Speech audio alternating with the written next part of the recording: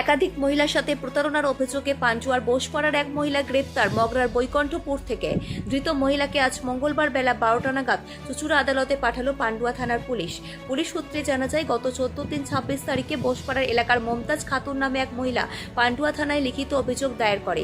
তার অভিযোগ, বোসপাড়ার বাসিন্দা চম্পা পালিত নামে এক মহিলা মমতাজ খাতুন সহ প্রায় 18 জনেরও বেশি স্থানীয় মহিলাদের 3 লক্ষ টাকা করে গোষ্ঠী থেকে লোন পাইয়ে দেওয়ার নাম করে কিছু ফলস ডকুমেন্টস দিয়ে ওই মহিলাদের নামে একটি রাষ্ট্রায়ত্ত ব্যাংকে অ্যাকাউন্ট তৈরি করায় এবং এই অ্যাকাউন্ট তৈরির জন্য প্রত্যেকের থেকে 3000 টাকা করে নেয় বলে অভিযোগ।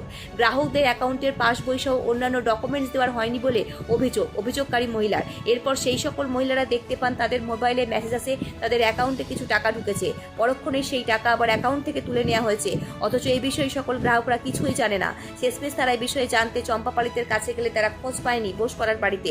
বাধ্য হয়ে পুলিশের দ্বারস্থ হয়। পান্ডুয়া থানায় লিখিত অভিযোগ জানালে তদন্তের নামে পুলিশ তদন্ত করে অভিযুক্ত মহিলাকে বগরা থানার বৈকণ্ঠপুর এলাকা থেকে গ্রেপ্তার করে পান্ডুয়া থানার পুলিশ। ঘটনা তদন্তের জন্য 7 দিনের পুলিশি হেফাজত চেয়ে আজ মঙ্গলবার বেলা 12টা নাগাদ ধৃত মহিলাকে চুঁচুড়া আদালতে পাঠালো পান্ডুয়া থানার পুলিশ। ঘটনার আর তদন্ত করছে পুলিশ।